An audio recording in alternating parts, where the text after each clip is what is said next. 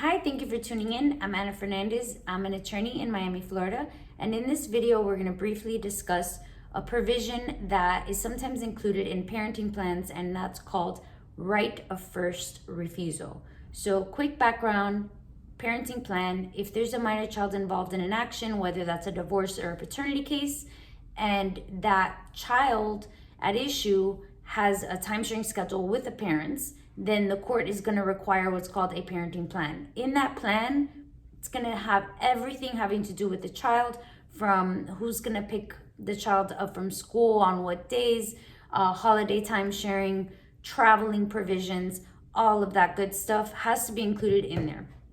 There are certain provisions, however, that are not necessarily included in either the rules or statutes, or as far as I've seen, I haven't seen any, but it's very common practice to include certain provisions, and one of those provisions is called Right of First Refusal.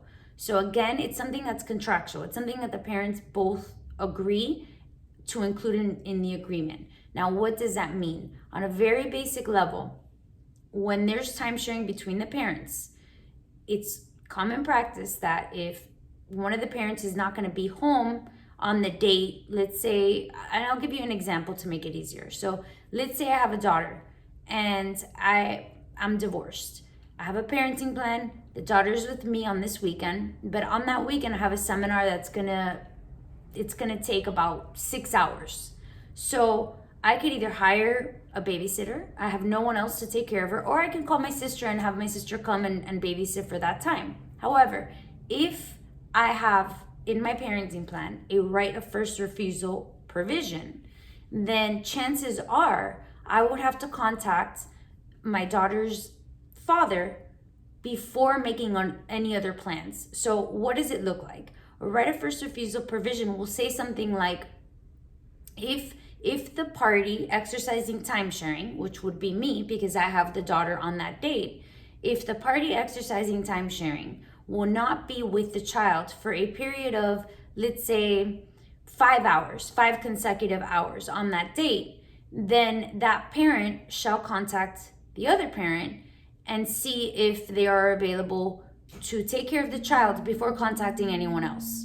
So before hiring a babysitter, before calling my sister, before asking my boyfriend, before asking anyone else to take care of the child, if I have a right of first refusal provision that says, provided that if I'm exercising time sharing and I will be out and not with the child for a period of, let's say, 6 hours in this case, then I will contact dad first. But what if the provision says something like 10 hours? Well, then I wouldn't have to contact the other parent. So it's really up to you and what you decide to, you and the other parent, what you both agree and decide to include, if you want to include this type of provision. But what I suggest, and this is what I typically tell my clients, again, this is a case-by-case basis. If the other parent has a history of leaving the child alone for 4 or 5 hours, also depends on the age. Let's say that the child is 6 years old. Obviously, that child needs somebody there. Then before calling a babysitter, you might want to include something like 4 hours if you know that the other parent has that tendency of leaving the child alone.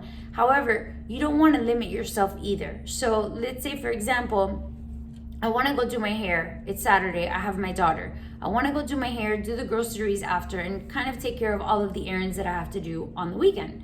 Well, let's say the right of first refusal provision says that if I am going to leave the child alone for more than 2 hours or 3 hours, I have to ask the other party if they want to take the child before I ask anybody else. Well, making the time frame so limited to 2 to 3 hours would make it pretty difficult to get certain things done. Of course, it all depends on the age of the child, but if, let's say, the child is 6 years old and I have somebody else living with me, my boyfriend or my new husband or whatever it may be, an adult. Let's say it's an adult living with me. That right of first refusal provision may not be so accommodating, I guess, in a nice way to say it, because then that would mean I would have to call the other parent and have them come pick up the child even if it's for something that would take 2 hours, that makes it a little bit limited, because then let's say I get back in 2 hours, but dad took my daughter, to this aquarium or to see a movie, then that would kind of take time away from my time sharing on that date.